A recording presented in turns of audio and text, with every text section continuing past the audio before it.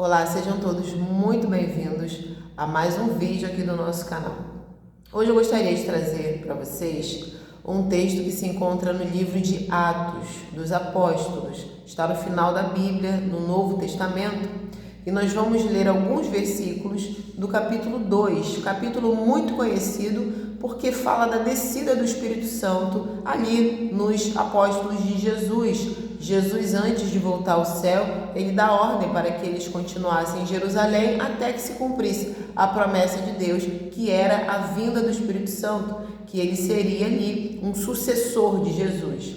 Então, olha o que acontece. Logo no começo do capítulo 2, nós vamos ver essa descida do Espírito Santo sobre os apóstolos que estavam ali participando da festa de Pentecostes. O texto vai dar detalhes, vai dizer que línguas, como línguas de fogo, apareceram na casa, iam descendo e se repartiam e pousaram sobre eles.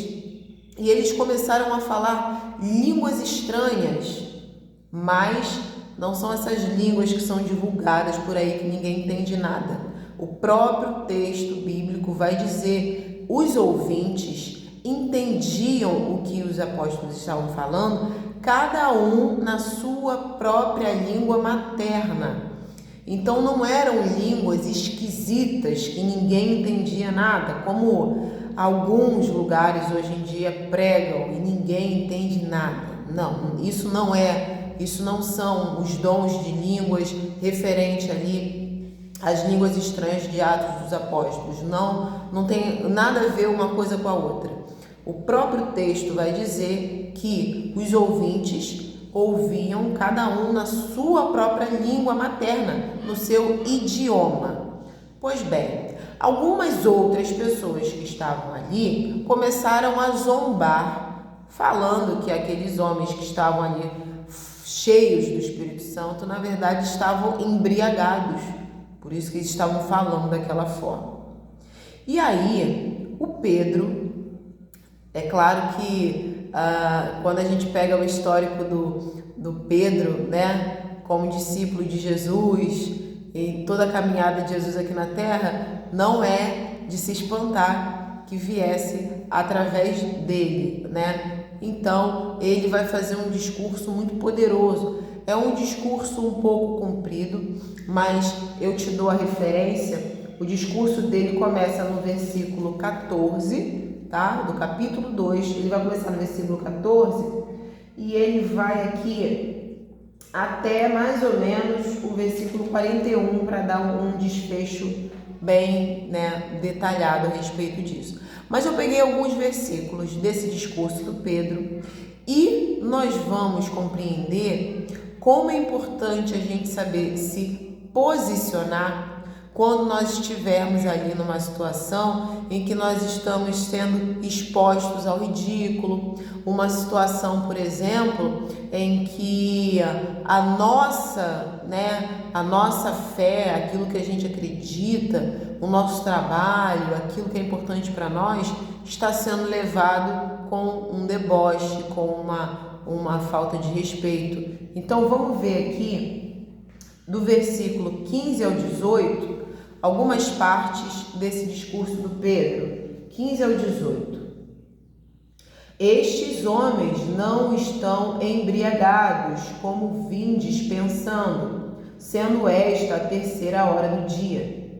Mas o que ocorre é o que foi dito por intermédio do profeta Joel. E acontecerá nos últimos dias, diz o Senhor, que derramarei do meu espírito sobre toda a carne. Vossos filhos e vossas filhas profetizarão, vossos jovens terão visões e sonharão vossos velhos. Até sobre os meus servos e sobre as minhas servas derramarei do meu espírito naqueles dias e profetizarão. Então aqui Pedro, ele está respondendo àqueles zombadores que aqueles homens, eles não estavam ali embriagados, por isso agiam daquela maneira. Pelo contrário, neles estava sendo cumprida ali uma profecia trazida pelo profeta Joel, que Deus diz que nos últimos tempos ele iria derramar o espírito dele ou seja, o Espírito Santo, sobre toda a carne, e através desse derramamento do Espírito, coisas iriam acontecer como por exemplo, profetizar, e visões, e sonhos. E a gente vê nesse contexto que aqueles homens que estavam ali zombando dos apóstolos, a gente consegue compreender que aquele que zomba do cristão está zombando do Cristo, porque não existe cristão se não existir Cristo. Então, à medida que aqueles homens estavam ali debochando dos apóstolos que estavam ali cheios do Espírito Santo, eles estavam fazendo uma afronta e um escárnio contra o Espírito Santo. E, gente, algo muito importante da gente compreender, a Bíblia ela deixa claro isso, a ofensa, até mesmo contra o Filho de Deus, ela pode ser perdoada se a pessoa se arrepender. Mas a afronta, na verdade a blasfêmia contra o Espírito Santo de Deus, esse é um pecado que não tem perdão. Então, a gente precisa ter em mente que muitas pessoas que debocham, né, da palavra de Deus e debocham de milagres e de curas e de coisas extraordinárias, né, e estão sempre levando de uma maneira pejorativa, de uma maneira depreciativa, essas pessoas elas precisam compreender que existe uma diferença entre a ofensa contra Jesus Cristo, Filho de Deus. Essa ofensa, ela pode ser perdoada se a pessoa de fato se arrepender, confessar a Deus. Ela pode ser perdoada, mas a ofensa, a blasfêmia contra o Espírito Santo de Deus e as suas ações, essa já não tem perdão. Então, quando a gente vê aqueles homens zombando, a gente não vê eles zombando dos apóstolos em si. Porque, veja bem, se aqueles homens, os apóstolos, não fossem apóstolos, eles não teriam recebido o Espírito Santo, não estariam falando em línguas diferentes, eles não teriam motivo de serem vítimas de escárnio, eles não teriam motivo de serem perseguidos. Eles foram porque eles estavam na condição do apostolado, eles estavam ali nas condições de servos de Deus e tinham recebido o Espírito Santo. Então, não tem como você separar uma coisa da outra. A gente vê que aquele que se levanta contra um cristão está se levantando contra o Cristo. Porque, volto a dizer, não existe cristão se por trás não existir um Cristo. Não existe, né? Então, aquele que se levanta contra a igreja, ele na verdade está se levantando contra o Criador, o dono, o cabeça da igreja, não é? Que é Jesus Cristo. Então, olha como a gente vai ver aqui agora, esse posicionamento do Pedro, ele poderia ter tido um desfecho diferente. Ouvindo ele a zombaria, ele podia ter virado as costas, fingindo que não ouviu, poderia ter ignorado. Ele poderia ter devolvido na mesma moeda e ter afrontado aqueles homens também, mas ele escolheu um terceiro caminho. Ele começa a discursar e ele vai falar da profecia e ele vai falar do que estava acontecendo, mostrando o poder de Deus, e no final, lá no versículo 40 e 41, tudo isso no mesmo capítulo, capítulo 2. Lá no final, no versículo 40 e 41, olha o que o texto vai falar. Com muitas outras palavras, deu testemunho e exortava-os, dizendo: salvai-vos dessa geração perversa. Então, os que lhe aceitaram a palavra foram batizados, havendo um acréscimo naquele dia de quase 3.000 pessoas. Gente, vamos prestar atenção aqui. Um acréscimo de quase 3.000 pessoas à palavra de Deus. A gente vê ali Deus cumprindo sua promessa e derramando o Espírito Santo dele nos seus servos ali. Eles começam ali a pregar a palavra de Deus, e as pessoas que estavam ali, elas começam a entender, porque elas ouviam na sua própria língua materna. Aí um grupinho que sempre existe, né, a oposição, começa a debochar, falando que eles estavam bêbados.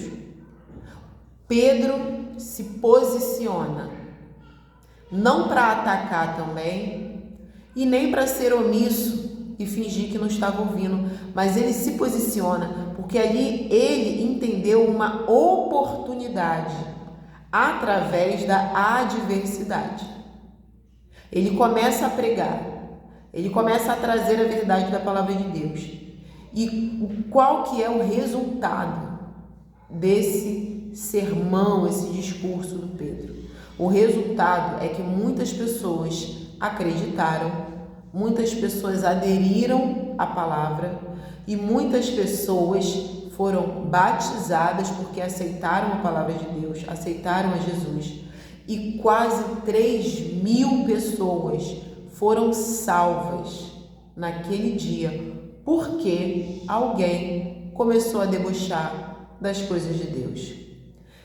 Quando Deus ele tem um projeto, ele tem um plano para executar, ele sabe, obviamente, que no decorrer do caminho, muitas pessoas da oposição vão se levantar e vão tentar atrapalhar e vão tentar até mesmo desanimar os servos de Deus e os instrumentos que Deus quer usar.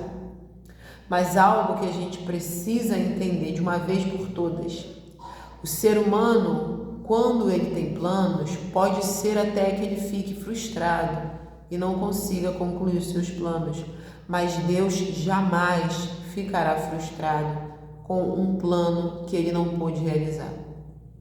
Deus ele sempre vai ter formas e maneiras de fazer o seu plano ser concluído da maneira que ele quer, para a glória do nome dele. Então veja que o Pedro ele foi ali divinamente inspirado para enxergar naquela provocação uma oportunidade. Ele poderia ter se calado e quase 3.000 pessoas iam continuar nas trevas, iam continuar sem a salvação de Cristo. Mas olha só, ele usa um momento de dificuldade, um momento de provação, de perturbação, de provocação, um momento de escárnio, para pregar sobre a palavra de Deus. E o resultado disso é que muitas pessoas o ouvem, recebem a palavra, aceitam a Cristo, são batizadas. E naquele dia, quase 3.000 pessoas são salvas para a honra e glória do nome de Deus. A gente precisa ser mais como Pedro. Quando as situações provocadoras aparecerem, aquelas situações que parecem um alfinete ali nos incomodando, a gente precisa também enxergar a oportunidade de sair do óbvio, a oportunidade de fazer diferente. Eu vou ignorar, eu vou devolver na mesma moeda. Mas a gente pode achar uma terceira opção. Eu vou usar isso aqui, essa situação incômoda, eu vou usar a meu favor. Eu vou usar principalmente para inserir o nome de Deus ali, para falar um pedaço, pelo menos, da palavra de Deus. Porque eu sei que o restante, o Espírito Santo vai fazer a obra, vai dar entendimento àquela pessoa, vai trazer arrependimento para aquela pessoa. Então, gente, a gente precisa buscar ver mais as dificuldades como uma oportunidade da gente fazer aquela virada de chave, sabe? De repente é isso que está faltando na minha, na sua vida, na vida de tantas pessoas, mudar a chave. Então, refletindo a respeito dessa atitude de Pedro, a gente precisa se posicionar mais. Se eu estou numa situação que está me trazendo uma afronta, uma provocação, algo que está ali me cutucando, eu posso usar essa situação a meu favor. Eu posso levar ali o nome de Deus, pregar a palavra de Deus, e eu posso mudar aquela situação. e tirar aquela situação de algo que parece ali tão óbvio, mas eu posso trazer aquela situação para o meu benefício. Então é isso, gente. Espero que vocês tenham compreendido, mas quem dá o entendimento, no final das contas, é o Espírito Santo, e que a gente venha a agir de uma maneira menos óbvia. Quando uma situação estiver sendo para você como um desafio, como uma afronta, busque uma alternativa menos óbvia. Pedro aproveitou aquela dificuldade, pregou e quase 3.000 pessoas foram salvas. O que nós podemos fazer também no momento de dificuldade? Nós também podemos mudar as coisas para que o nome de Deus seja glorificado. Isso vai trazer benefício para muitas pessoas, inclusive para nós também. Que Deus te abençoe, que você compartilhe esse vídeo com outras pessoas e, se Deus permitir, até o próximo vídeo.